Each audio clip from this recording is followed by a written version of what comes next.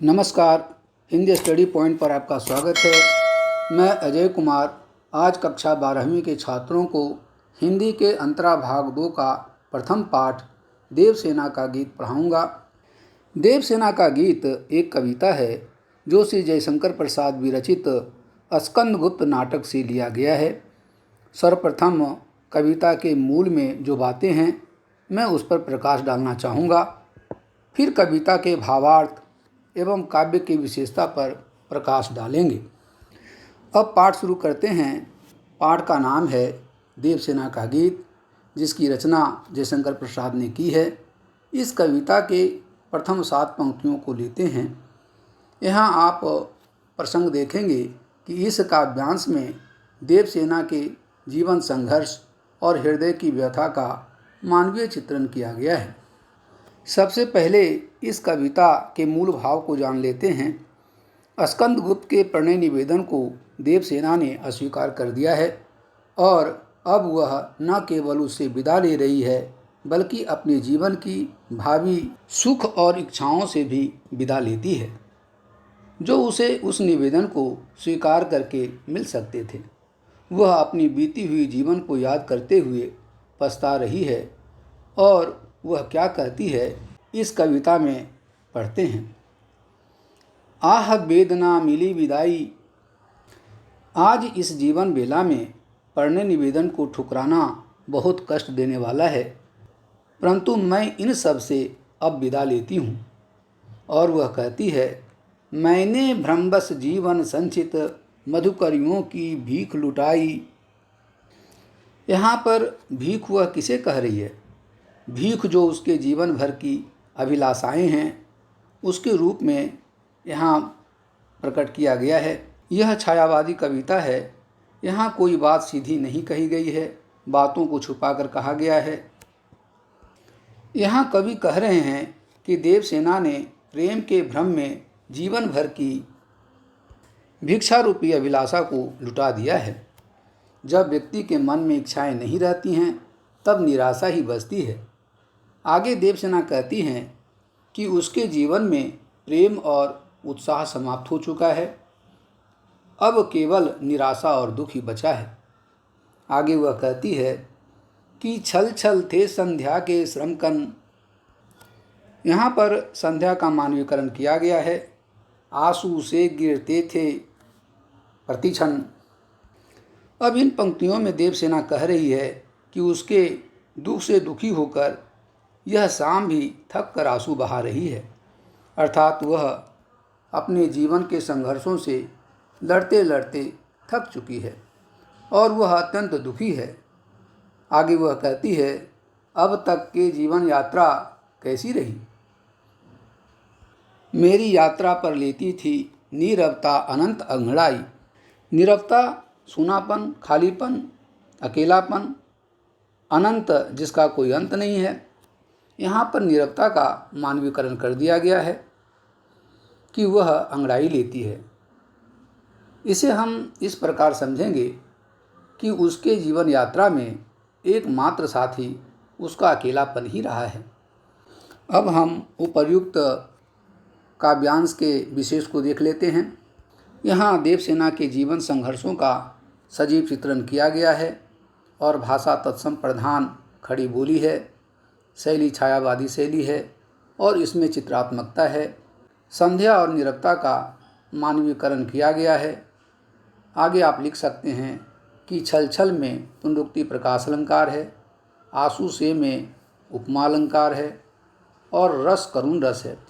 अब कविता के दूसरे अंश को देखते हैं। यहाँ प्रसंग में आप लिख सकते हैं कि देवसेना के असीम वेदना का यहाँ चित्रण हुआ है।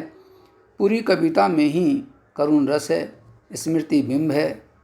आगे कवि लिखते हैं, शर्मित स्वप्न की मधुमाया में, गहन विपिन की तरु छाया में, पथिक उनिंदी श्रुति में, किसने यह विहाग की तान उठाई। सपने जो थक गए हैं, गहन विपिन यानी वन, तरु छाया यानी पेड़ की छाया। कवि यहाँ बता रहे हैं कि देवसेना कहती है, बीते हुए पलों को याद करके वह यहाँ कह रही है कि जब उसने अपने प्रेम को पाने के लिए अनेक प्रयत्न किए और वह असफल रही, और आज उसका वही प्रेम उसके सामने अचानक आकर प्रणय निवेदन कर रहा है, तो ऐसा लगता है जैसे उसकी सोती हुई यादों को जगा दिया है। और यह जो पुकार है उसकी यह राग बिहाग की तरह है। बिहाग एक ऐसा राग है जो मध्य रात्रि में गाया जाता है। वह कह रही है इन प्रतीकों के माध्यम से कि इनके जीवन रूपी इन घने जंगल में, वेदना रूपी पेड़ की छाया में उसके सपने एक बहुत थके हारे पथिक के रूप में सो रहे थे, जिन्हें स्कंदगुप्त के प्रेम प्रसंग रूपी राग बिहाग ने जगा दिया है। और यह मुसाफिर अब प्रसन्न हो गया है। वैसे ही जीवन संघर्षों से थकी हुई देवसेना को स्कंदगुप्त का यह प्रेम प्रस्ताव बिल्कुल अच्छा नहीं लगा है। यहाँ घने जंगल में पेड़ की छाया देवसेना के असीम दुखों का प्रतीक है। अब कविता के दूसरे अंश में हम देखते हैं, लगी सतृष्ण दीठ थी सबकी, रही बचाए फिरती कब की, मेरी आशा आह बावली, तूने खो दी सकल कमाई। यहाँ दीठ का मतलब आँख है।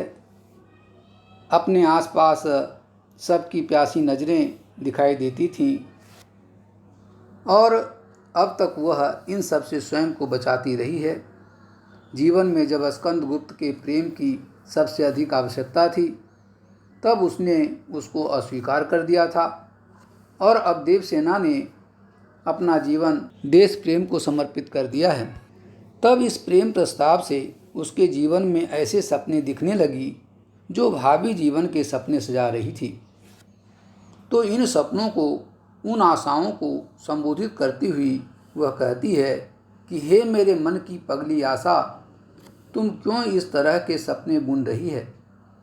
तुम इस थोड़े से सुख के लिए यदि तुमने स्कंदगुप्त की बात मान ली और अधिक झुक गई, तो यह त्याग और तपस्या जो मैंने की है और अपने देश के प्रति जो समर्पण हमने किया है, यह सब जो मैंने कमाया है, वह मेरे जीवन भर की देश सेवा रूपी कमाई सब कुछ खो जाएगी, सब कुछ व्यर्थ चला जाएगा। इसलिए वह अपने मन की इच्छाओं को बावली कह रही है।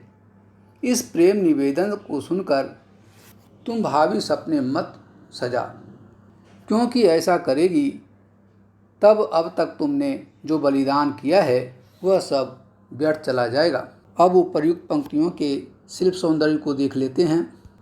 यहाँ मुक्त छंद है, तत्सम प्रधान खड़ी बोली है, चित्रात्मकता है, संकेतात्मकता है, मार्मिकता है, रस करुण रस है और दृष्टांत अलंकार है। यहाँ सपने का मानवीकरण किया गया है। अब इस काव्यांश में कवि देवसेना की निराशा से युक्त हतोत्साहित मन स्थिति का वर्णन कर रहे हैं।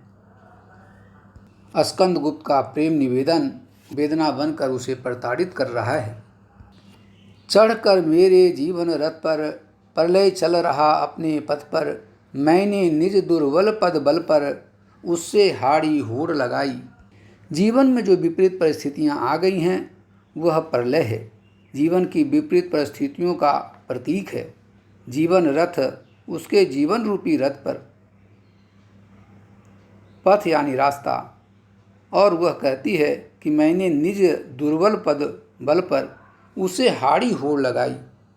तो इस काव्यांश में प्रलय का मानवीकरण करते हुए उसे जीवन रूपी रथ पर सवार बताया गया है, जिसका अर्थ है कि देवसेना के जीवन में संघर्षों और दुखों का भरमार है। उसका जीवन दुखों में डूबा हुआ है। वह जानती है कि प्रेम, निराशा और जीवन के दुखों ने उसे दुर्बल बना दिया है। वह अपनी शक्ति पहचानती है। वह जानती है कि अब वह कमज़ोर हो गई है। फिर भी वह कहती है कि वह कभी भी अपने दुखों से हार नहीं मानी है। वह हमेशा दुखों से होड़ लगाई है, अर्थात संघर्ष किया है।